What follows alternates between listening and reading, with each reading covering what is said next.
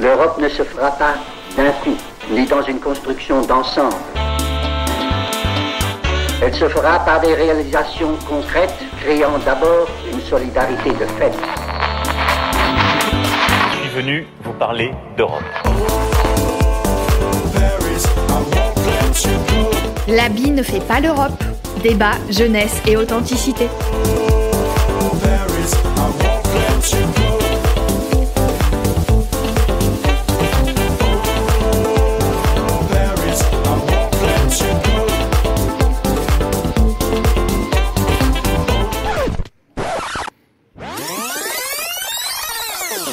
Bonjour à toutes et à tous, l'habit ne fait pas l'Europe, l'émission qui déconstruit les clichés sur l'Europe est de retour aujourd'hui pour une 3e émission.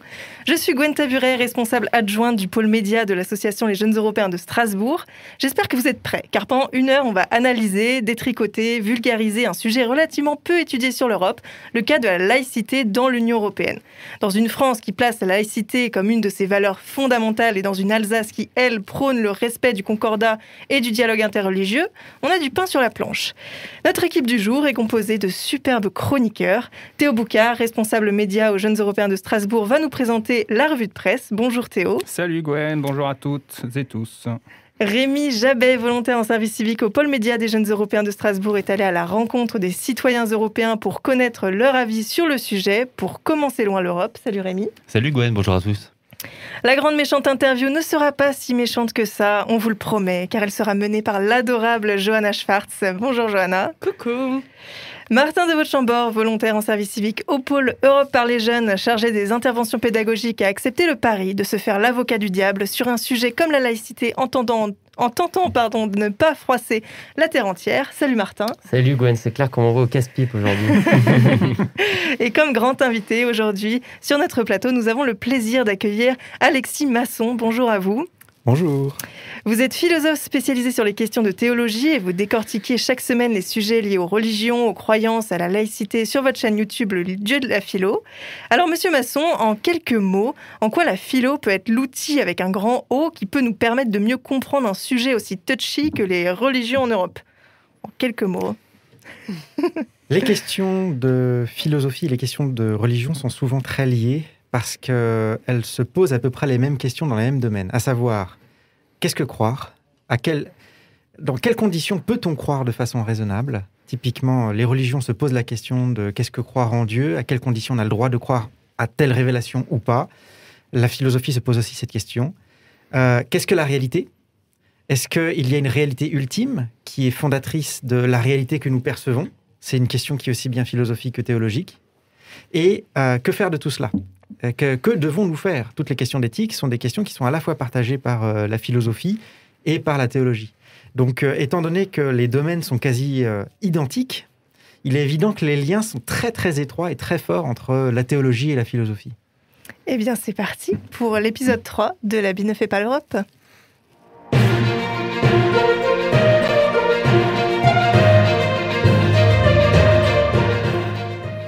Alors cette émission, elle va être un peu différente des deux précédentes car on ne va pas parler de politique européenne à proprement parler, mais d'une question bien plus large qui concerne aussi bien la société européenne que sa culture ou ses politiques, mais aussi ses valeurs.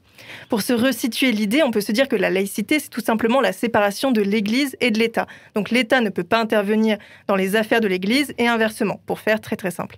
Sauf qu'entre les différents pays européens, nous n'avons pas tous la même histoire, la même culture, les mêmes influences, les mêmes religions, donc pas tous la même conception de la laïcité. Si on veut résumer brièvement le sujet, on peut dire qu'il y a 8 pays en Europe qui appliquent le principe de séparation de l'Église et de l'État. La France, la Hongrie, la Lettonie, le Portugal, la Slovaquie, la Tchéquie, la Slovénie et la Suède. Mais néanmoins, on trouve des nuances dans chacun de ces différents pays européens.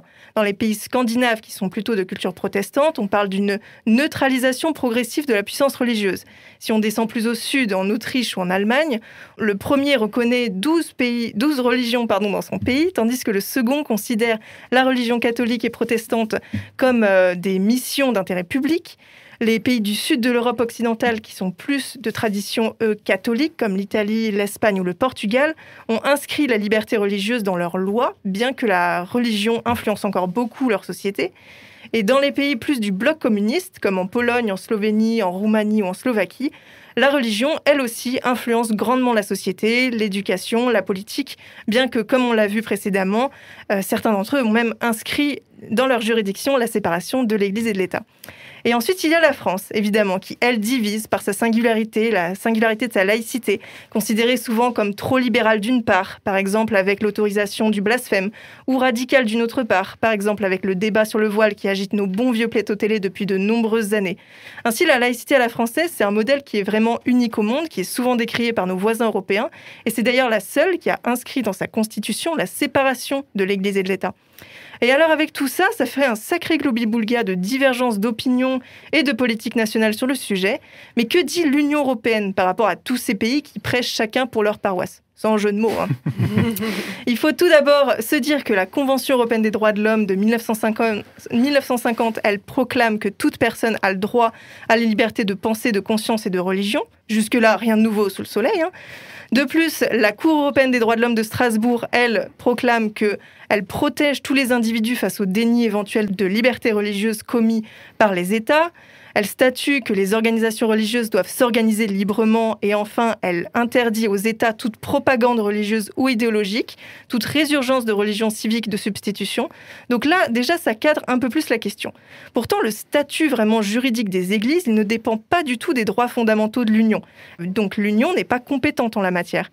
Mais depuis 1992, avec le fameux traité de Maastricht qui met en place l'Union européenne, on passe d'une communauté économique européenne à l'Union européenne. Souvenez-vous de vos cours d'histoire de 3e. Et donc, on a décidé de légèrement nuancer cela parce que les dimensions culturelles et sociales vont désormais être considérées comme motrices de l'intégration européenne.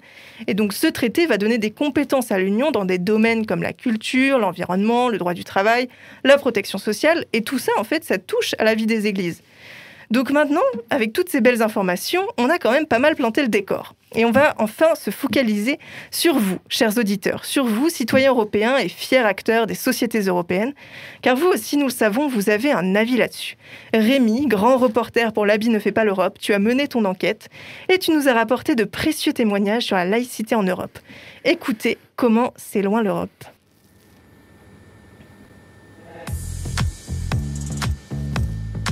Ici votre commandant de bord, asseyez-vous confortablement dans votre siège, direction ou destination lointaine, l'Europe. Attention au décollage. Oh, comment c'est loin l'Europe! Pour moi, si une société est laïque, c'est le fait qu'aucune religion prédomine sur une autre et que toutes les religions, on va dire, sont à un niveau égal les unes des autres. Pour moi, un État laïque, c'est le fait que au sein d'un même État, chacun peut avoir son idée religieuse, ses convictions, à partir du moment où elles n'empiètent pas sur celles des autres et que chacun est libre de penser ce qu'il veut. Pour moi, la laïcité, c'est de respecter toutes les religions et de ne pas les imposer aux autres. La laïcité, c'est l'État chez lui, l'Église chez elle. C'est la définition que lui donnait Victor Hugo, c'est-à-dire que la religion ne doit pas interférer dans les décisions de l'État, l'État ne doit pas s'en mêler. Alors je suis allé à la rencontre de jeunes citoyens français afin de savoir ce qu'était pour eux la laïcité. Ce sont plutôt de bonnes définitions que nous venons d'entendre, vous ne trouvez pas ? Alors on peut souvent entendre la laïcité à la française, comme si la France était la créatrice d'une conception, précurseuse en revanche, pourquoi pas ? En effet, cela fait officiellement depuis 1905 que la France se considère comme étant laïque, mais a-t-on influencé certains de nos voisins européens ? Et à votre avis, combien de pays européens appliquent le principe de laïcité ? Et bien cette question, elle est pour vous, cher auditeur. Alors sur les 27 pays membres de l'Union européenne, je pense c'est une question assez délicate. Je dirais qu'il y a une bonne moitié des États qui sont laïques, mais je pense qu'il y a au moins une dizaine d'États qui ne sont pas laïques, je pense. Moi, je pense qu'il y a moins de la moitié. Je pense que dans l'Union européenne, il y a sur les 27 pays, je dirais une dizaine qui pratiquent la laïcité. Alors là, j'ai aucune idée de combien de pays européens appliquent la laïcité en Europe, mais je pense que la France devrait être une des seules, mais je ne suis pas sûre. Et oui, la France est bel et bien la seule à avoir inscrit la laïcité dans sa constitution, même si l'Irlande et le Portugal ont formellement adopté ce modèle, mais le poids de l'Église catholique y est encore grand. Alors dans les faits, 8 pays européens appliquent déjà le principe de séparation Église-État. Parmi eux, la France, bien sûr, mais aussi la Hongrie, la Lettonie, le Portugal, la Slovaquie, la Tchéquie, la Slovénie, mais également la Suède. Les 27 ont en tout cas un point en commun. Ils ont tous la même confession historique, à savoir le christianisme. Le catholicisme étant la religion majoritaire, présente dans 15 pays européens. 8 pays sont protestants et 4 pratiquent l'orthodoxie. Alors faudrait-il que la laïcité devienne un principe européen ? Car pour l'heure, l'Union européenne n'a pas de compétences en matière de religion. Alors c'est une bonne chose pour certains, mais c'est quand même une question tout à fait légitime que nous pouvons nous poser. Je pense qu'il y a beaucoup de pays, même considérés comme très ouverts, comme les États-Unis ou le Royaume-Uni, qui sont opposés à la laïcité, car la laïcité française, c'est de montrer aucun signe religieux, alors que beaucoup de pays européens sont plus pour la tolérance. En gros, tout le monde peut porter les signes religieux, mais on est tolérant avec eux et ça permet d'apprendre plus sur les autres, plus que de les cacher. Du coup, je pense qu'il y a beaucoup de personnes, même en France, qui ne sont pas tellement d'accord avec la manière dont on gère la laïcité en France. Et je pense que les autres pays le sont encore moins. Je pense que c'est une nécessité d'avoir une laïcité au sein de l'État.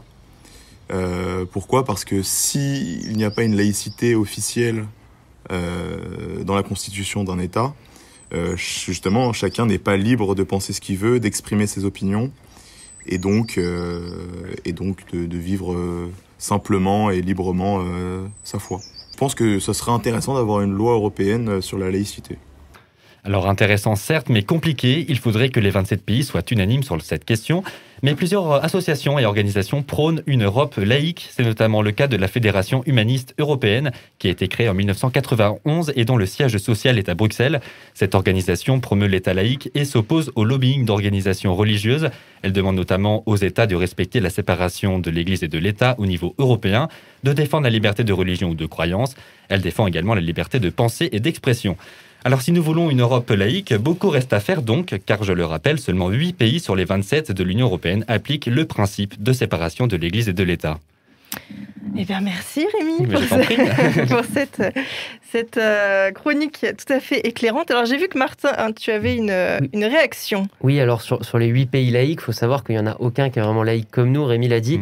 Par exemple, l'Irlande qui a été mentionnée, dans le préambule de la Constitution irlandaise, il y a quand même marqué « Au nom de la très sainte Trinité, de qui vient toute autorité et à qui, comme notre fin dernière, doivent être dévolues toutes les actions, celles des hommes comme celles des États. » Donc il y a déjà dans le préambule de la Constitution une mention de la très sainte Trinité. C'est pas uniquement Dieu, c'est quand même beaucoup plus connoté catholique.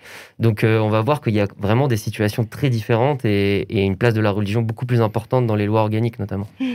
Et donc, Monsieur Masson, j'avais une question pour vous. Est-ce que vous êtes, donc par rapport à ce sujet très large qu'est la laïcité en Europe, est-ce que vous vous placez plus dans la team de ceux qui sont pour unis dans la diversité, qui est la devise de l'Europe, ou qui sont plus pour une loi laïque, enfin européenne sur la laïcité plutôt ?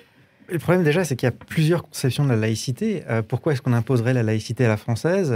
Notre voisin belge, qui comme toujours ne fait jamais les choses comme nous, les Belges ont aussi la laïcité, ils sont aussi un État qui est dit laïque, mais qui a une compréhension qui est complètement différente de la nôtre, puisque pour eux, en fait, ça correspond plus ou moins à un régime concordataire. Et c'est une laïcité. Donc la question, c'est qu'est-ce qu'on met derrière la notion de laïcité et pourquoi ce serait la laïcité à la française à laquelle tous les États de l'Europe devraient se plier. Ensuite, il faut se poser une autre question, c'est pourquoi est-ce qu'en France, on a la laïcité à la française ? Est-ce que c'est parce que c'est juste ou est-ce qu'il y a aussi des contingences historiques qui ont fait qu'on a été conduit à préférer la laïcité à la française et cette laïcité n'aurait peut-être pas de sens pour d'autres pays ?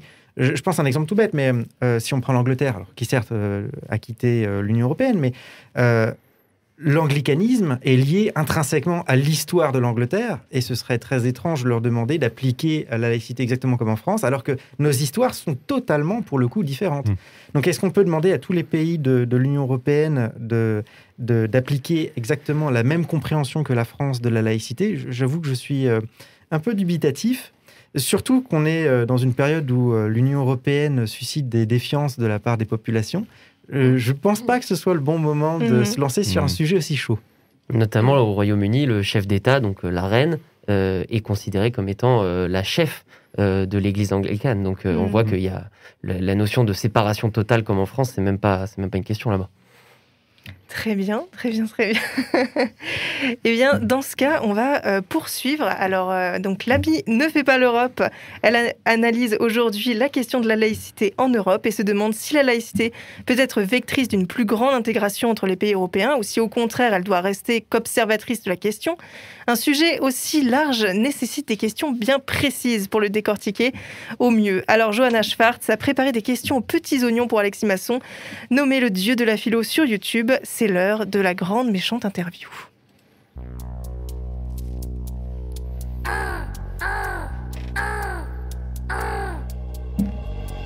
La grande méchante interview.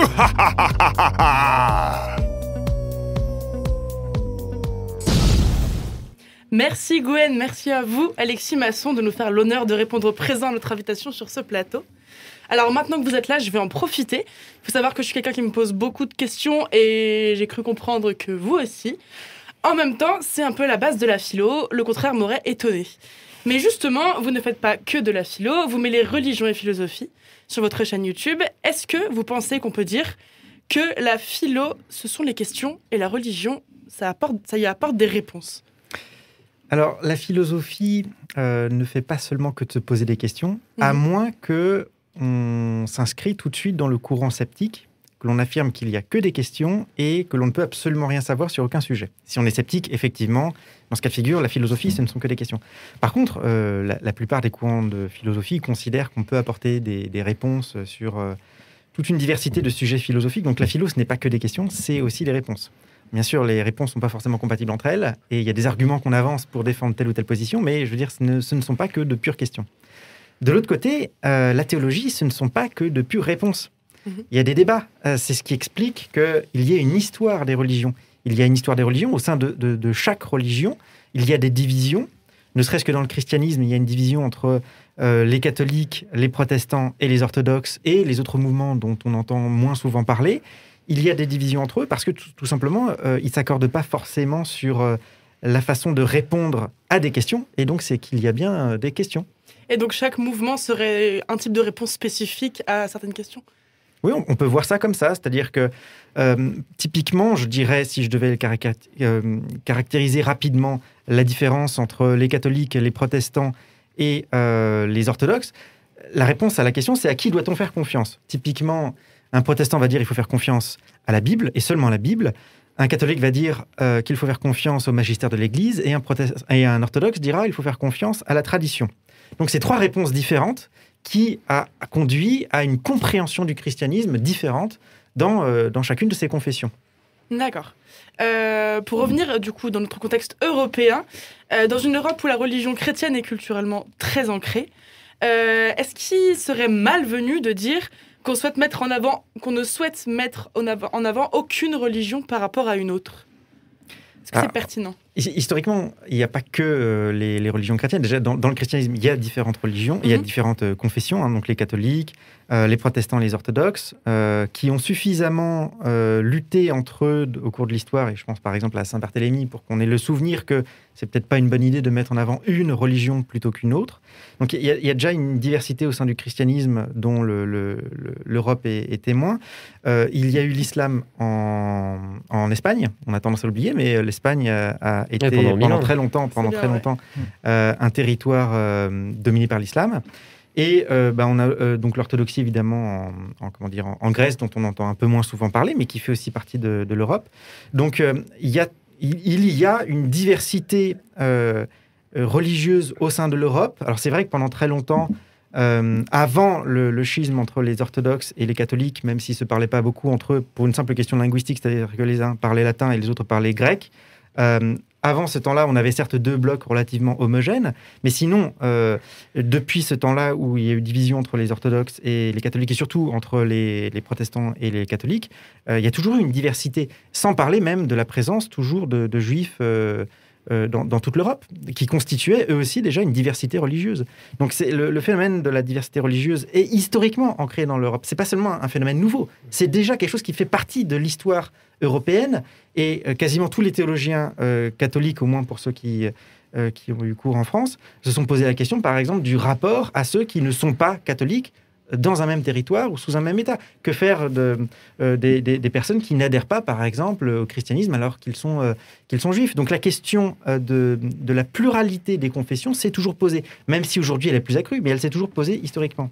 Et ensuite, deuxième chose, il faut quand même faire la distinction peut-être entre ce qui est de l'ordre de la culture et ce qui est de l'ordre du droit ou de l'État, du pouvoir. C'est-à-dire que même s'il y a une religion historique ou s'il y a des religions historiques en Europe, rien n'empêche de reconnaître le fait que, oui, historiquement, ça fait partie de l'histoire de France. Par exemple, la France est historiquement catholique, c'est comme ça. Même si on est protestant, il faut bien reconnaître que l'histoire de France est marquée profondément par le catholicisme. Mais ça, ce n'est qu'une question d'histoire. Ça ne veut pas dire que ça doit avoir des implications légales pour aujourd'hui. Vous pensez que la question religieuse, elle est inséparable de la politique? Beaucoup l'ont pensé. Dans la modernité, on le voit chez Hobbes comme chez Rousseau. Hobbes pense que le souverain doit imposer sa religion pour avoir une unité complète entre la population et le souverain. Pourquoi ? Parce que s'il y avait différentes religions, ça diviserait la population, ça multiplierait le nombre d'allégeances. Donc Hobbes est pour que le souverain soit le seul maître de la religion, ce qui conduit à l'anglicanisme. Rousseau, de l'autre côté, lui, préfère une religion civile. Mais de la même manière, Rousseau pense que la diversité des religions pose un problème. Il affirme que dans toute l'histoire de l'humanité, les religions ont été nationales à l'origine, avant de devenir universelles. Elles ont été nationales, c'est ça qui faisait l'unité de la nation. Et donc, il est important pour Rousseau qu'on amène l'idée d'une religion civile. Il faut que chaque nation ait sa religion civile, qui permette d'unifier le peuple. Et c'est ce qui a conduit, lors de la Révolution française et sous Robespierre, au culte, par exemple, du grand être. Au culte du grand être, l'être suprême. De l'être suprême. C'est une sorte de déisme, pour le faire, pour le dire très brièvement. Mais de l'autre côté, on peut aussi se poser la question si l'État moderne n'est pas une forme de religion. Je pense en particulier chez Carl Schmitt, la représentation de la conception de l'État moderne comme étant souverain. C'est-à-dire qu'il n'y a aucun pouvoir au-dessus de l'État. C'est ça qui fait la conception moderne de l'État. Autrefois, il y avait toujours au-dessus de l'État Dieu. Il y avait toujours au-dessus de l'État ou à côté de l'État l'Église. À partir de la modernité, il n'y a plus rien au-dessus de l'État. L'État est son propre fondement. Ce n'est pas un droit divin, l'État devient son propre fondement. Et cet État-là possède des compétences qui sont proches de la divinité. Quand on pense par exemple au fait qu'il possède seul la capacité à édicter des lois, qu'il soit le seul à recourir légitimement à la force, qu'il soit souvent le seul à être capable d'éduquer sa population via l'éducation nationale, par exemple.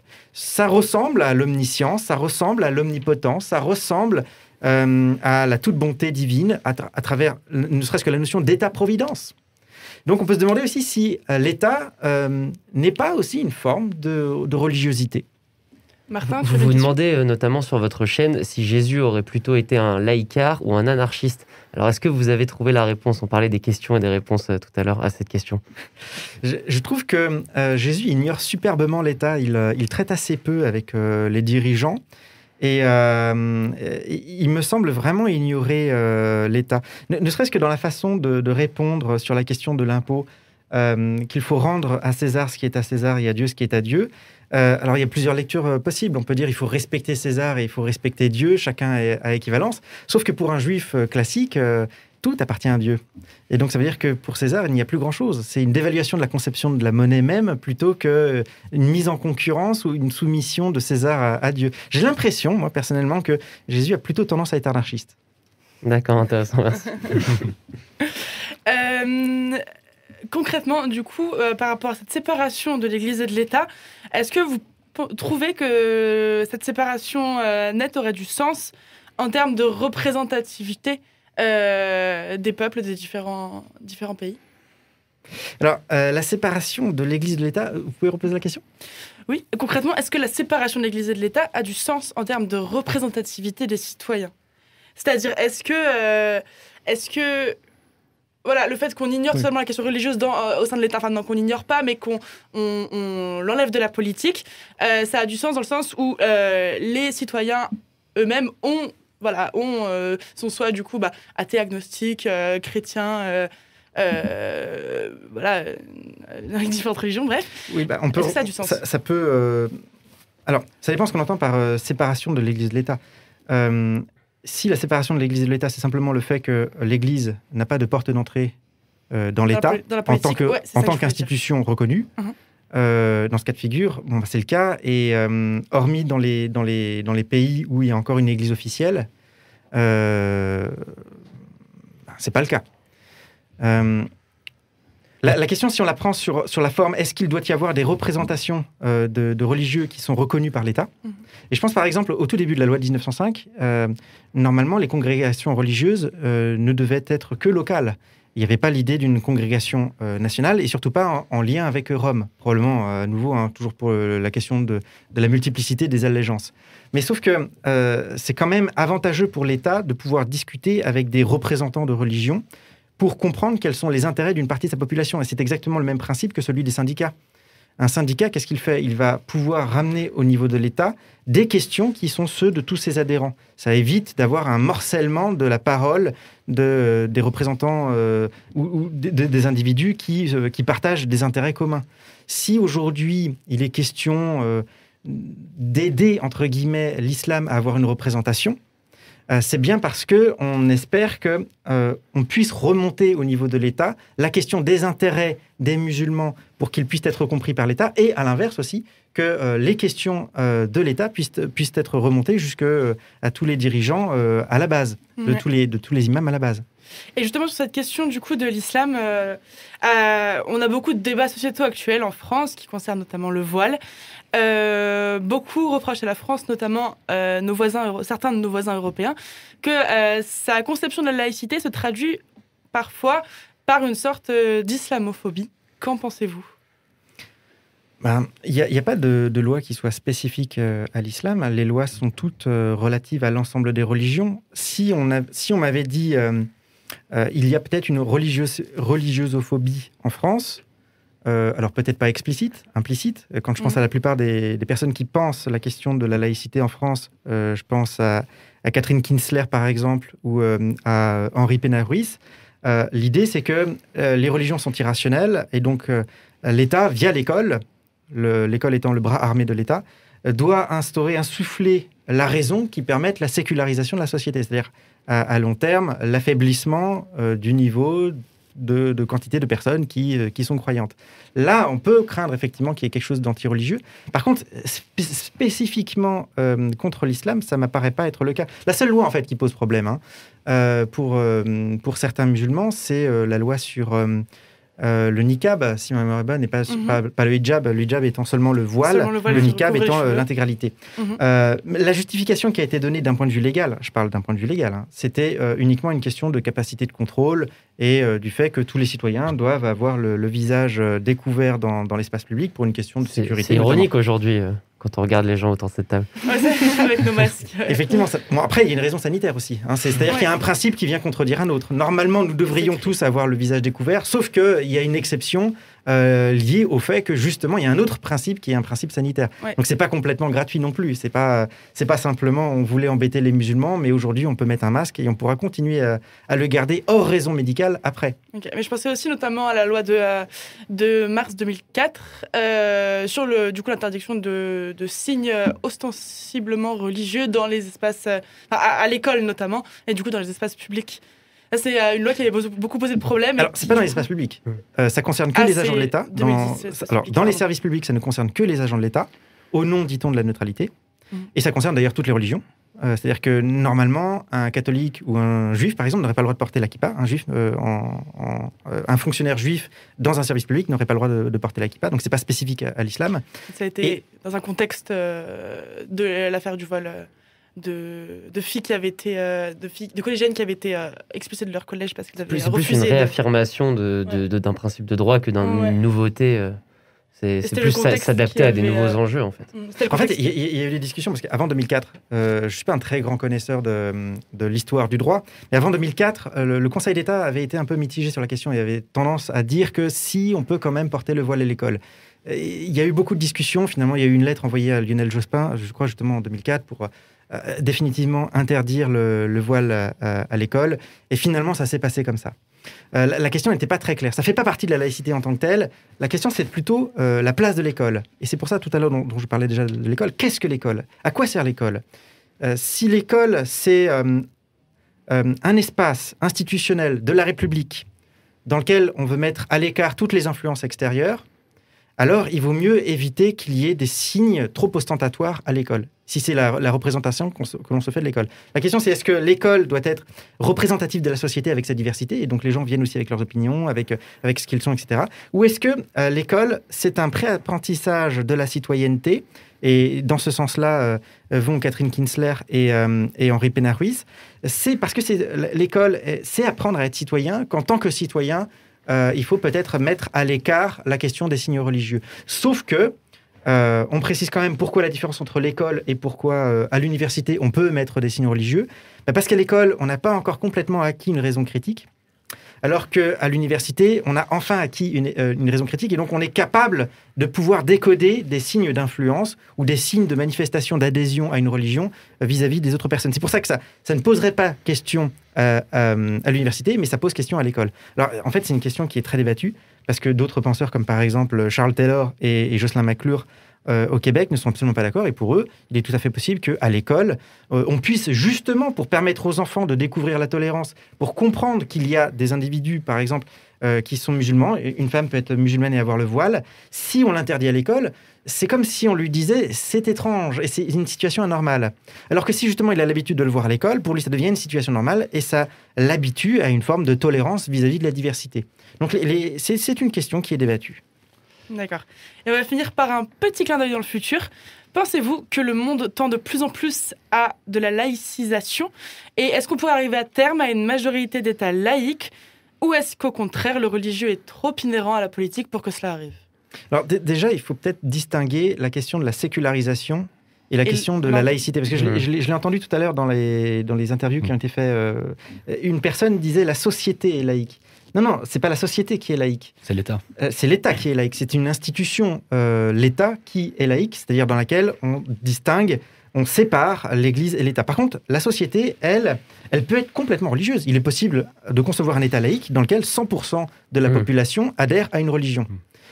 Maintenant, la question de la sécularisation, c'est le fait, d'ailleurs on peut aussi concevoir une société dans laquelle tout le monde serait athée, et pourtant, c'est un peu dire à imaginer, mais pourquoi pas, dans laquelle, pourtant, l'État reconnaît un fondement religieux, par exemple, à sa création. Par exemple, si les États-Unis conservent l'idée que Dieu est une référence fondant l'État du point de vue des États-Unis, mais que tout le monde devient athée aux États-Unis, on se retrouvera d'ici quelques années avec un État qui a un fondement, qui reconnaît un petit peu la religion, tout en étant complètement athée. C'est aussi possible qu'on ait une sécularisation accompagnée pas de théocratie, mais de non-laïcité sur le papier. Je pense que la sécularisation, oui, on peut dire que le monde va vers de plus en plus de sécularisation dans les pays riches. Quand on regarde aux États-Unis, il me semble que sur les 10 dernières années, les jeunes, alors je pense que c'est adolescents et jeunes adultes, jusqu'à environ 35 ans probablement, il y a une division par 2, me semble-t-il, ce sera des chiffres à vérifier, mais en tout cas c'est assez fort. Il y a un taux important de personnes qui cessent de se reconnaître dans une religion, qui se déclarent irreligieuses. C'est quelque chose qui est assez fort, c'est un mouvement qui est assez fort. Donc, est-ce que les États-Unis courent vers une forme de sécularisation ? Oui, clairement.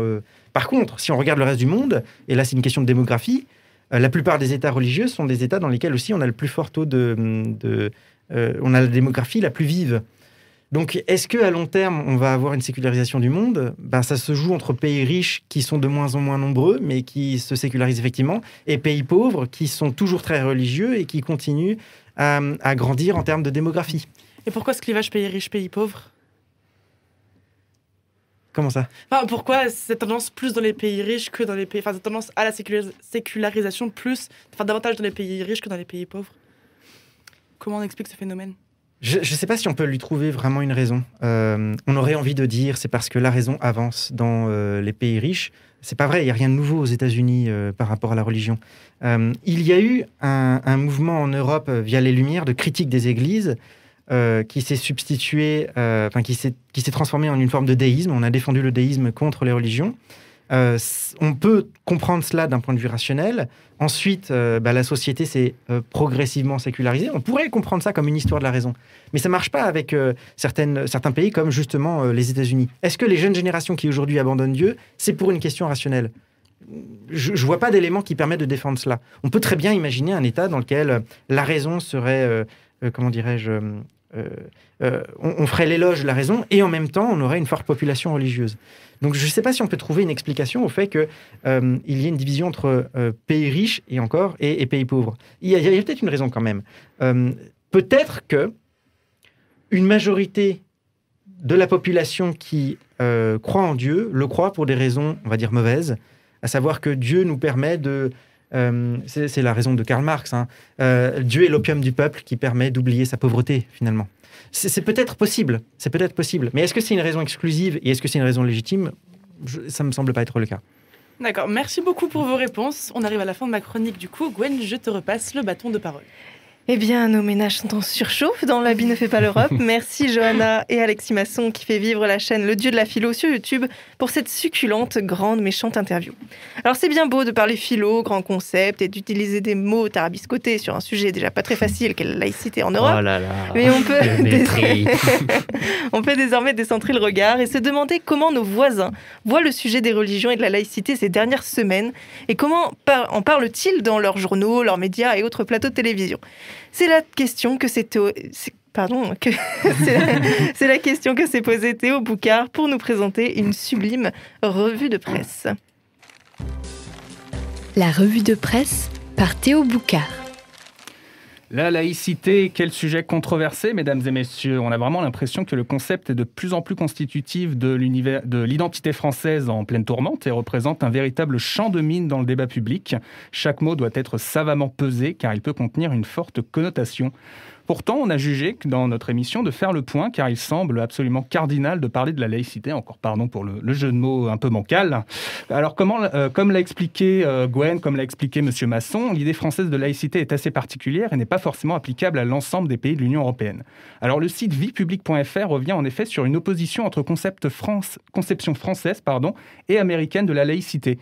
Le site pédagogique et gouvernemental pour comprendre les grands débats de société contemporains, met ainsi en avant le fait que l'interprétation française de la laïcité a été reprise par la Cour européenne des droits de l'homme sous le terme de modèle de laïcité et a pour objet d'empêcher toute interférence religieuse dans l'organisation et le fonctionnement de l'État. À l'inverse, le modèle américain a pour objet de protéger les religions contre l'action de l'État, dans l'esprit des pères fondateurs des colonies américaines au XVIIe siècle.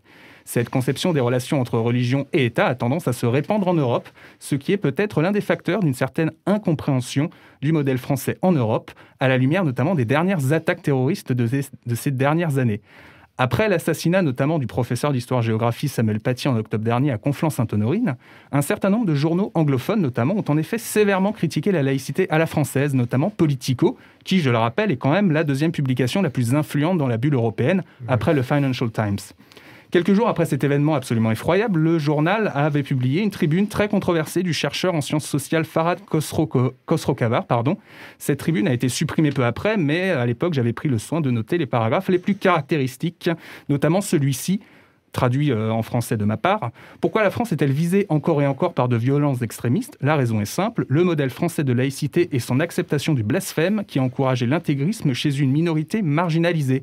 L'auteur de la tribune, qui a quand même vécu la révolution islamique de 1979 en Iran, semblait même mettre la laïcité et l'intégrisme religieux sur le même plan, notamment avec cette phrase « Ce duo s'engage dans une danse macabre depuis lors », donc depuis la laïcité, et depuis les différents attentats terroristes, en insinuant même que la première serait directement responsable des attaques terroristes. Je cite « Les laïcistes français affirment se battre pour la liberté d'expression. En le faisant, des personnes innocentes sont assassinées. » Des propos qui ont donc fait réagir, à l'instar de l'ancien rédacteur en chef du journal Jyllands-Posten, le premier à avoir publié les caricatures de Mahomet au Danemark. Dans un entretien pour le journal Le Point, paru juste après l'assassinat de Samuel Paty, Fleming Rose, qui affirme notamment, je cite, « Dans les démocraties, on tend à négliger la liberté d'expression à force de traquer les contenus susceptibles d'offenser des personnes. Mais le droit d'offenser est vital pour que la liberté d'expression survive et prospère. Certaines choses sont parfois difficiles à entendre, mais il est crucial qu'on soit autorisé à les dire. Dans nos sociétés multiculturelles, multireligieuses et multiethniques, les croyances sont multiples et les affrontements culturels inévitables. Mais sans liberté d'offenser, nous sommes condamnés à la tyrannie du silence. Ces derniers mois, le débat autour de la laïcité a pris de plus en plus des allures de défense et de contestation du droit de blasphémer. Alors pour autant, il ne faudrait pas adopter une vision trop manichéenne avec les bons petits Français laïcs opprimés par les méchants Américains et autres Européens. En France même, certaines personnes considèrent que la laïcité doit être appliquée absolument partout. Enfin, la laïcité dans l'esprit de la loi de 1905. De la même manière, au mépris de certaines dynamiques historiques, dont le Concordat alsacien-mosellan en est l'exemple le plus connu. Celui-ci a notamment fait parler de lui lors d'une polémique liée à l'octroi par la mairie de Strasbourg d'une subvention pour la construction d'une mosquée. Une chose parfaitement légale dans le département du Bas-Rhin. Le journal Rue 89 Strasbourg ayant notamment repris l'ensemble des subventions municipales et régionales dans un article de mars dernier. Au-delà de ces différentes polémiques, c'est l'existence même de ce concordat qui semble remis en cause. Plusieurs médias ont notamment fait état de ce sondage de l'Institut IFOP, selon lequel 52% des Alsaciens et Mosellans souhaiteraient son abrogation, un taux de rejet qui atteindrait même 60% à Strasbourg. Un autre article du journal Marianne du début du mois, donc de ce mois-ci, a donné la parole à Benoît Vaillot, doctorant à l'Université de Strasbourg et fervent défenseur de l'abrogation du Concordat. Pour lui, je cite, « La suppression du Concordat est éminemment souhaitable ». Alors, Monsieur Masson, qu'est-ce que ça vous inspire, tous ces débats en Europe sur la laïcité à la française, les différents modèles que pourrait revêtir cette laïcité ? C'est normal que les pays européens qui ont des histoires différentes ne puissent pas se mettre d'accord. Encore une fois, si on prend l'histoire de l'Angleterre et qu'on le compare avec l'histoire de la France, les histoires sont complètement différentes. On ne peut pas atteindre un accord entre pays. Ça me paraît assez logique. D'accord. Eh bien, merci Théo pour cette sublime revue de presse. Alors, je vais rebondir là-dessus en citant un grand homme qui est Sigmund Freud, qui disait que le diable est encore le meilleur subterfuge pour disculper Dieu. Mais ne pouvons-nous pas, à notre tour, disculper le diable et se faire ainsi son avocat ? Martin, tu vas nous montrer les antagonismes et autres contradictions de la laïcité et des religions en Europe, tout cela en tentant de ne pas irriter la planète entière. Bonne chance mon ami, et puisse le sort t'être favorable. Merci Gwen. L'avocat du diable est demandé à la barre. L'avocat du diable, il fallait bien qu'une chronique avec un nom pareil finisse par porter sur la question religieuse. Je vais vous parler un petit peu de moi, alors je sais ce n'est pas très intéressant, mais promis ce sera bref. Avant de vendre mon âme au diable pour pouvoir devenir chroniqueur sur Radio Arc-en-Ciel, tu parles d'une affaire, je me suis épris de l'idée européenne. C'était pour de nombreuses raisons, mais surtout parce que je comprenais que le continent était un espace de liberté sans commune mesure avec le reste du monde. Parmi ces libertés, il y a le fait que si vous êtes persécuté de manière injuste par votre pays de résidence, vous jouissez d'une sécurité juridique. La Cour européenne des droits de l'homme est un recours possible pour vous défendre.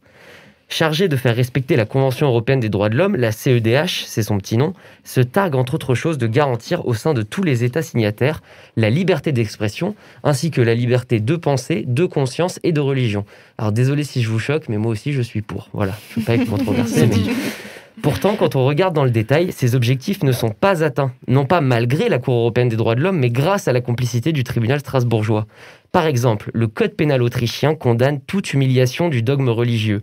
Et en 2018, la CEDH a validé la condamnation pour blasphème d'Elisabeth Sabadic-Wolf, qui avait qualifié le prophète Mohammed de pédophile lors d'une conférence du FPO, un parti d'extrême droite. La Cour a estimé, tenez-vous bien, que cette déclaration menaçait la préservation de la paix religieuse et que le verdict prononcé par la justice autrichienne ne contrevenait pas à l'article 10 de la Convention européenne des droits de l'homme relatif à la liberté d'expression. Ce n'est pas la première fois que la CEDH baisse son pantalon devant les censeurs. Dans un arrêt de 1994, la Cour européenne a validé l'interdiction d'un film jugé blasphématoire. Je la cite. « En saisissant le film, les autorités autrichiennes ont agi pour protéger la paix religieuse dans cette région et pour empêcher que certains se sentent attaqués dans leurs sentiments religieux de manière injustifiée et offensante. » La messe est dite. Pour la justice continentale, mettre en cause les agissements supposés d'un chef de guerre se disant prophète mort il y a 1400 ans ferait peser une menace trop grande sur la société et mérite d'être condamné. Cette interprétation très large de la notion de préservation de paix religieuse laisse à penser que la Cour européenne se croit encore au XVIe siècle, la belle époque où on pouvait encore être passé au fil de l'épée pour sa remise en cause des croyances d'autrui. Je vous laisse juger si dépeindre Dieu le Père comme un vieillard sénile et impotent dans un film faisait vraiment peser un risque de massacre ethno-religieux dans le Tyrol des années 90. Pas sûr. Si je vous parle du cas particulier de l'Autriche, eh bien c'est justement parce que ce n'est pas un cas particulier. Quasiment tous les pays européens reconnaissent dans leur constitution ou leur loi organique un ou des cultes. Certains ont même choisi un système de concordat, voire de religion d'État. L'Allemagne, la Pologne, l'Italie ou l'Irlande, par exemple, considèrent comme un délit l'injure aux sentiments religieux. Bref, pour pouvoir dire à la télévision que Dieu est un infâme bachibouzouk ou que tel prophète est un vilain guignol, ça relève du privilège. Ce droit n'est garanti que dans quelques États européens, au premier rang desquels figure la France. Or, comment affirmer que la liberté d'expression existe sur le continent si on ne peut pas dire du mal d'un prophète, d'une croyance ou d'un dogme ? Parce que si c'est ça, je m'en vais créer mon culte martinien pour m'assurer que plus personne ne puisse jamais dire du mal de moi ou de mes idées. Bah oui, c'est le jeu. Plus sérieusement, pourquoi un Autrichien peut-il s'attaquer à toutes les idées imaginables, sauf celles étiquetées comme faisant partie d'une religion ? La possibilité de blasphémer, puisque c'est ce dont il est question, existe-t-elle toujours en Europe ? Alexis Masson, je sais que ces questions de respect des croyances vous passionnent. Est-ce que nous, Français, sommes les seuls à n'avoir rien compris, ou alors est-ce que toute l'Europe a tort ? Il faut séparer deux questions, en fait. Il y a la question légale, qu'est-ce que l'État doit autoriser et interdire ? Et puis la question morale, qu'est-ce que les individus devraient, dans leur éthique, préférer faire ou ne pas faire ou Mais la Cour européenne des droits de l'homme, elle ne s'occupe pas de morale. Ah oui, évidemment, la Cour européenne ne s'occupe pas de morale. Normalement, la morale est une question qui concerne les individus, la justice est une question qui concerne les institutions. Est-ce que les institutions devraient limiter la liberté de parole ? Il y a un énorme problème à cela. Si on limite la liberté de parole, il y a forcément quelqu'un qui va être lésé dans l'affaire et qui va demander les mêmes droits. C'est-à-dire que maintenant, est-ce qu'on a le droit de blasphémer l'athéisme, par exemple ? Alors, ça a un sens qui est un peu bizarre, mais on pourrait très bien dire, je ne sais pas moi, les athées sont sans morale, par exemple. C'est une critique religieuse qui a eu cours pendant très très longtemps en Europe, raison pour laquelle d'ailleurs Locke ne voulait surtout pas entendre l'existence possible d'athées dans sa République à lui. Donc est-ce qu'on risque de se retrouver avec chacun qui va s'accuser mutuellement de blasphème, auquel cas tout le monde s'accuse de blasphème et au final plus personne ne peut vivre ? Ou est-ce qu'on accepte l'idée que même si c'est piquant, il faut qu'il y ait de la liberté de parole et de pensée et l'État n'a pas à légiférer sur la question, d'autant plus que, et c'est l'argument de Spinoza, d'autant plus que si on interdit aux individus de parler de certains sujets, ça revient à les inviter à être hypocrites. Parce qu'on leur dit, ne dites surtout pas ça. Si on vous pose une question sur cette question-là, dites le contraire de ce que vous pensez.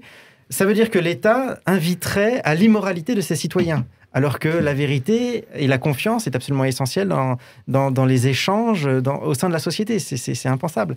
Donc je ne pense pas que l'État puisse ou doive légiférer sur les questions de liberté d'expression. Maintenant, il y a la question de l'individu, dans sa morale, dans son éthique personnelle. On peut critiquer une religion sans forcément la caricaturer. C'est deux choses complètement différentes. Quand on caricature, on exagère volontairement le trait pour faire rire. C'est-à-dire que la caricature ne vise pas à faire rire parce qu'elle pointe quelque chose de vrai. La caricature fait rire parce qu'elle grossit un trait. Et le trait est tellement grossi qu'alors il fait rire.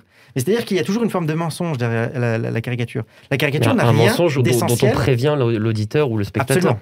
Raison pour laquelle, c'est un contrat implicite. Raison pour laquelle, après une caricature, on ne devrait pas se sentir offensé. Même si on peut comprendre, et ça c'est toute la question des politiques de la reconnaissance, même si on peut comprendre que des personnes au sein d'une société qui se voient constamment caricaturées finissent par se ressentir en marge d'une société et se posent la question, est-ce que je ne suis pas un citoyen de seconde zone ? Et c'est toute la question que pose la question des politiques de reconnaissance. Est-ce qu'il ne faut pas limiter sur certains points, au moins moralement, la liberté d'expression ? Je pense qu'on devrait laisser l'État de côté. Toute limitation de la liberté d'expression est dangereuse parce que se pose la question, mais jusqu'où on va limiter la liberté d'expression ? De l'autre côté, il y a la question morale. On peut très bien accepter qu'on critique les religions, et c'est une très bonne chose parce que ça fait travailler justement l'intelligence collective. Mais de l'autre côté, la caricature, des fois, il faudrait peut-être, au moins sur le plan moral, savoir le faire au bon moment, avec les bonnes personnes.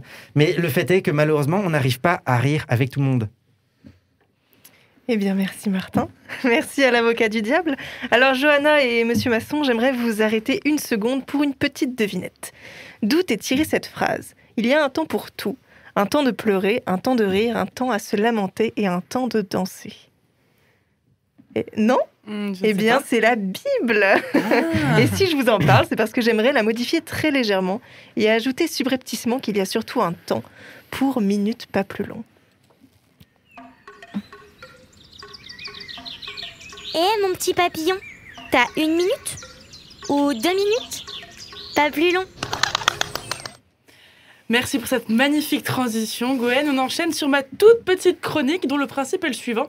Je vous donne le choix entre 2 concepts et vous devez choisir spontanément, du tac au tac, et sans trop développer si possible, entre les deux. Donc par exemple, si je vous dis plage ou montagne, vous me répondez Plage. Voilà, le principe est compris, parfait, on commence sans plus tarder. Philosophie ou théologie? Philosophie. Athéisme d'État ou religion d'État? Ça fait pas envie. Anticléricalisme ou sécularisation? Il peut y avoir des jokers. Hein. Vous êtes droit à un joker. Sécularisation. Alsace-Moselle, laïque ou pas laïque? Ça dépend ce qu'on entend par laïcité. Selon vous? Laïque. La religion, affaire publique ou affaire privée? Ça dépend ce qu'on entend par public et par privé. Est-ce que c'est la res publica? Est-ce que c'est... Dans la sphère publique ou dans la sphère privée? Oui, ça dépend ce qu'on entend par sphère privée. Est-ce que le public, c'est l'État, ou est-ce que le public, c'est l'espace de dialogue? Si c'est l'espace de dialogue, la religion est éminemment quelque chose de public, dans le sens où la religion se vit dans un groupe, se vit dans le collectif, et le collectif vise notamment à penser que il apporte quelque chose au monde, et donc il devrait en parler au monde. Donc c'est éminemment public. D'accord. La question de la laïcité en Europe, frein ou moteur? Frein. Laïcité en France, valeur républicaine ou division républicaine? Factuellement, division. Puis tout le monde ne s'entend pas sur la question. Et cours de religion dans les écoles publiques, pour ou contre? Alors, oui, totalement, mais à savoir qu'est-ce qu'on entend par là.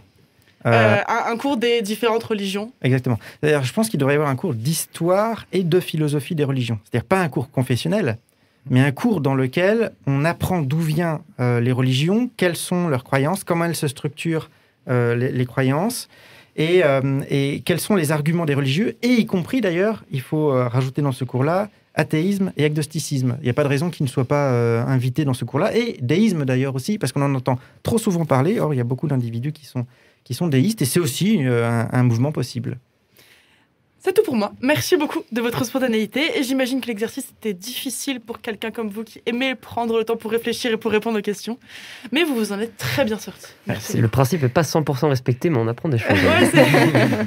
Eh bien, merci John. Rémi, tu souhaitais réagir? J'avais une petite question, monsieur Masson. Ça s'est passé en France, en fait. Enfin, c'est une actualité française à Albertville. Je ne sais pas si vous avez entendu. Il y a un projet de construction d'une école privée musulmane qui a fait débat de la classe politique, notamment. Alors, le maire de la commune, soutenu par le préfet de Savoie, s'y sont opposés. C'est finalement la justice qui a dû trancher en délivrant ce permis de construire avant que le gouvernement dépose un amendement dans son projet de loi séparatisme. Alors j'aimerais savoir votre avis sur ce projet de construction et pourquoi, selon vous, ce débat a lieu dans un État laïque, tout simplement, qu'est la France. J'avoue que je ne connais pas l'histoire, donc c'est une école musulmane. C'est une école, en fait, oui, c'est une école musulmane privée, en fait, donc, qui devait être construite, donc c'était un projet de loi. Et le maire, soutenu par le préfet de Savoie, du coup, se sont opposés. C'est la justice qui a dû trancher en délivrant ce permis de construire, avant que, je suppose, le ministre de l'Intérieur dépose un amendement. Du coup, pourquoi ce débat, en fait, a lieu? Techniquement, hein, si on regarde ce qui se passe du côté du catholicisme, les salaires des professeurs qui enseignent dans les écoles confessionnelles est pris à, il me semble, 86%, 85%. Elles sont en contrat, ouais, tout à fait. Oui, tout à fait. Je parle des écoles sous contrat, pas des écoles hors contrat. C'est-à-dire qu'elles sont obligées de suivre du coup le programme de l'éducation nationale, alors que les écoles hors contrat peuvent faire comme elles veulent. Bon, bien entendu, à la fin, il y a des diplômes, mais elles peuvent faire comme elles veulent. L'État subventionne déjà des écoles du coup confessionnelles, parce qu'il ne s'agit pas de quelque chose de cultuel, mais de quelque chose de culturel ou d'éducatif. Donc, par conséquent, même si l'école est musulmane, sa mission n'est pas de faire du culte, mais de faire de l'éducation. Donc, a priori, si on suit juste le droit, je ne donne pas forcément un avis personnel, mais si on suit juste le droit, normalement, ça ne devrait pas poser problème. Peut-être aussi que la polémique est aussi peut-être due au fait que l'association derrière tout ça, c'est la même qui, à Strasbourg, avait voulu construire une mosquée, c'est-à-dire l'association proche d'Erdogan, Millî-Görüş. Alors, c'est aussi pour ça. J'ai vérifié, c'est pas du tout... l'association n'est pas proche de la Turquie, justement. D'accord, ok. Donc, voilà. C'est très particulier parce qu'on a l'impression, dans le débat actuel, que notamment avec la loi anti-séparatisme, que la liberté d'éducation, que ce soit l'éducation à la maison ou l'éducation hors contrat, notamment religieuse, est de plus en plus menacée. Mais c'est le débat qu'on a eu sur la liberté d'expression. S'il n'y a pas de liberté d'éducation, ça fait l'air bon l'Union soviétique, un peu cette société rêvée. Oui, tout à fait. Puis en fait, la question aussi, c'est qu'est-ce qu'on entend derrière la laïcité. Il ne faut pas oublier qu'on est quand même à 1 an de l'élection présidentielle, que la laïcité sert à certains discours, notamment des discours généralement classés à droite ou à l'extrême droite, pour favoriser une religion historique plutôt que d'autres qui est considérée comme religion d'immigrés ou immigrantes. Donc il y a l'enjeu évident qui, à mon avis, doit se poser dans la plupart des questions où dès qu'on soulève la question de la laïcité, c'est est-ce qu'il y a un but politique derrière ou pas? Et puis il y a aussi l'idée, en France, on est très marqué dans notre conception de la laïcité par une forme de communautarisme républicain. La République, on l'entend au sens fort, où tous les citoyens doivent partager des valeurs communes. La question, c'est comment est-ce qu'on fait pour soutenir à la fois en même temps l'idée de valeurs communes et en même temps liberté de penser. À un moment donné, il y a bien des frictions qui se font l'un avec l'autre. Et ça ne concerne pas seulement des questions de religion. Je pense à un exemple tout bête, mais quand on dit qu'il ne doit pas y avoir de halal, par exemple, dans les cantines, le végétarien a lui aussi le même problème. Il se pose la question de ses repas, s'il ne veut pas de viande dedans. Enfin, je veux dire, ce n'est pas que des questions de religion, c'est une question d'opposition, tout simplement, entre communautarisme républicain, si on veut, et puis d'autre côté, liberté de penser. À partir du moment où on garantit la liberté de penser, il y aura forcément des divisions dans la façon de penser dans la population. C'est inévitable. Et bien, sur ces belles réflexions, notre émission touche à sa fin.